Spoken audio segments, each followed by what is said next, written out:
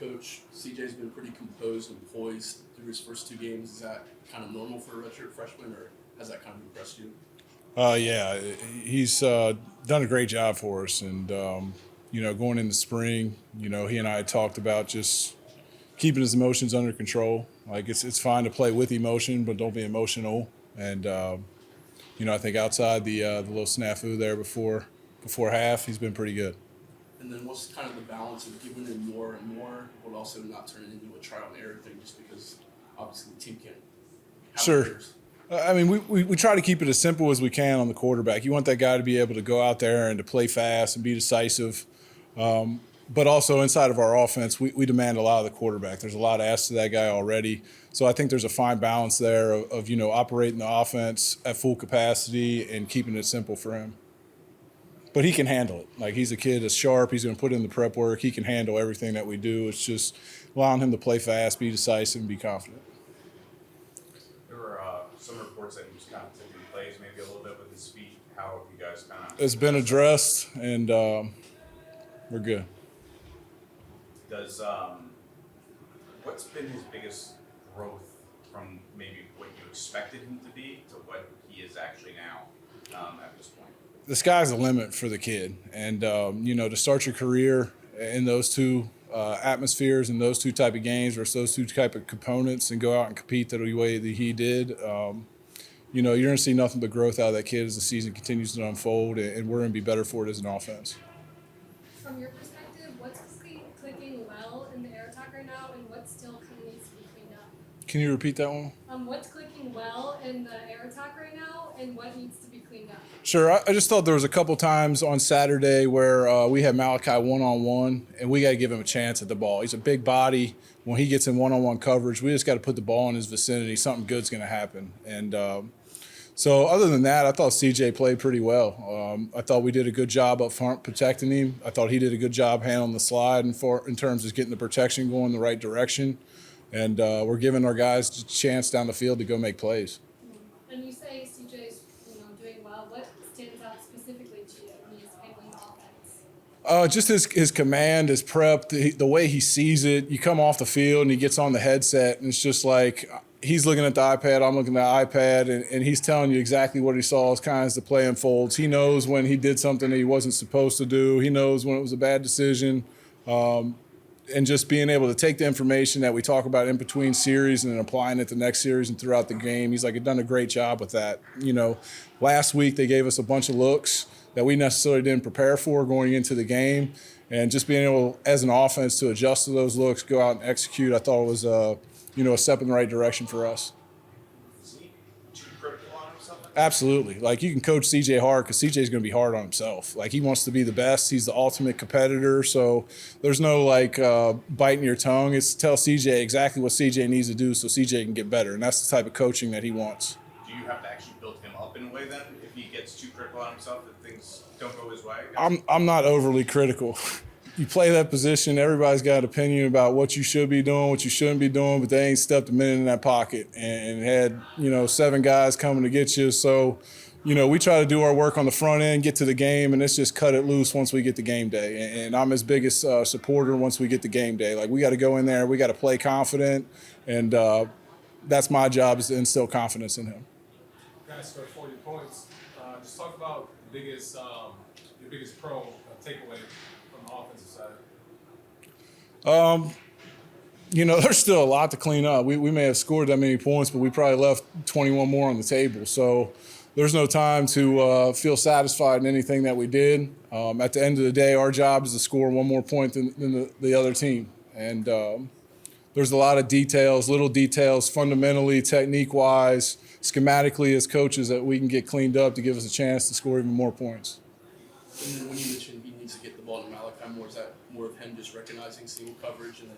No, not necessarily get it to him more. Just when he is the primary read and we get one-on-one, where there was 2 opportunities, one down their sideline, going away from the student section, and then one that was a 4th down ball that he ends up tapping him out to run a fade, and we just put the ball out of bounds. So just in those 2 scenarios, just putting the ball in his vicinity so he can go make a play. I don't think he needs to target him anymore. It's just when we do go his direction or any receiver's direction, give those guys an opportunity to make plays down on the field in one-on-one coverage. It doesn't got to be perfect. I think there was one play where he found Fields on the sideline, but Paulin was up the seam. Oh, yeah. How do you kind of coach that? It went middle field closed. It was zone. We're going to start outside typically on that. And really when it goes closed, Will should really be running a bender underneath the safety. So he was in the right spot. It just happened that, in cover 3, Will wasn't rerouted, but he was in the right spot according to his read. Eli, there's been a clear emphasis to get you the ball through the first 2 games. I guess how does that feel for you, just going through what you've gone through with injuries and then waiting for your time? Yeah, it feels, I'm very grateful that they think highly of me, and it's been a dream come true. Just being a Notre Dame fan my entire life, and just being able to get on the field, and I'm just so grateful for the opportunity. And then what can you kind of help with the young guys to kind of get them expedited so they can kind of help give you a break, but also create like that in the room? Yeah, just with all of us, we can get better each and every day, and just keep working hard and put themselves in a position to get on the field more. What's been kind of the mood of practice to get things going here this week after you start? Yeah, that's in the past now, and we got to come together, love each other, and work even harder. And so our mentality, we're working even harder. We're putting this aside and sticking together.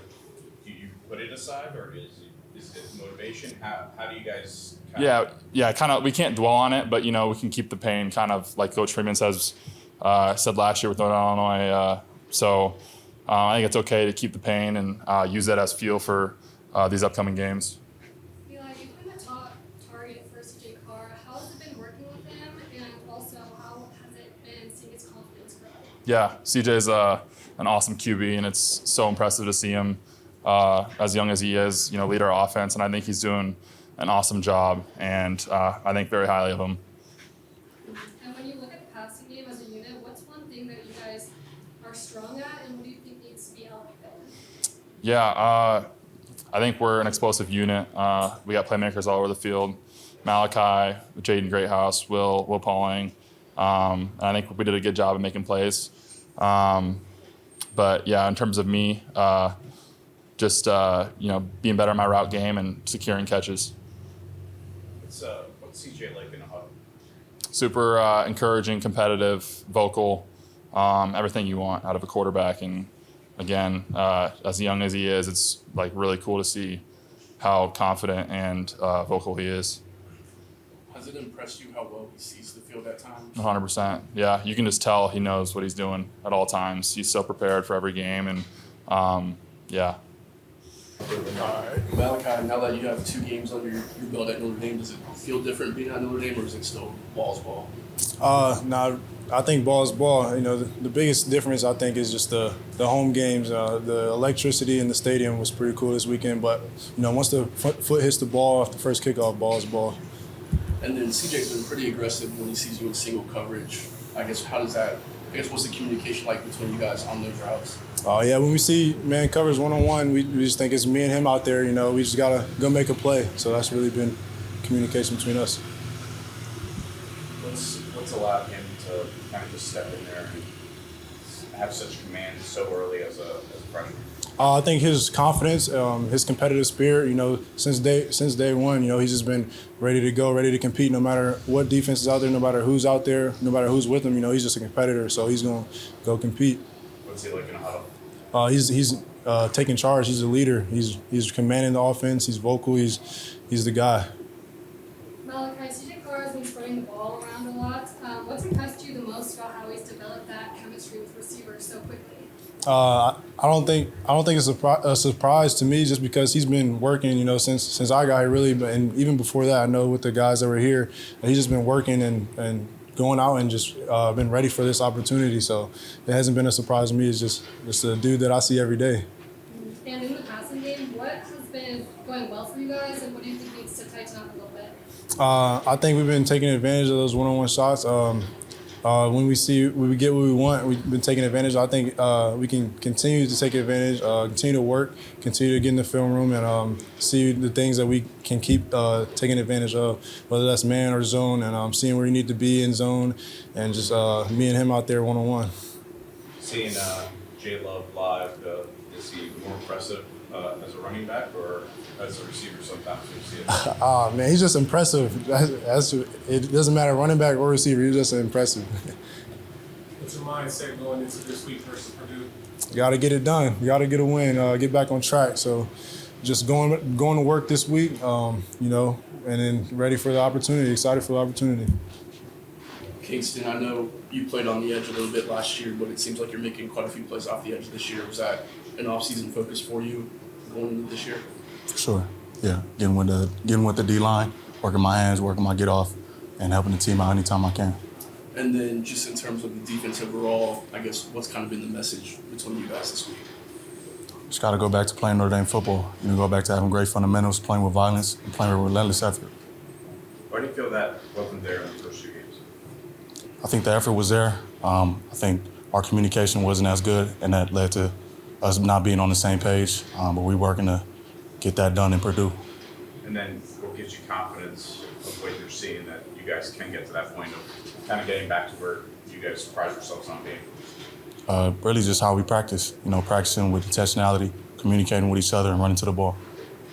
One could say there wasn't too much pressure on the quarterback for Texas A&M. How do you guys plan to generate more of that up front against Purdue? Just having great hands, great get-offs, and playing with relentless effort, getting to the quarterback any way we can. And missed tackles were sort of another storyline. And last game, how do you guys plan on cleaning that up? Finishing the plays in practice. How motivated is this defense right now? Very motivated.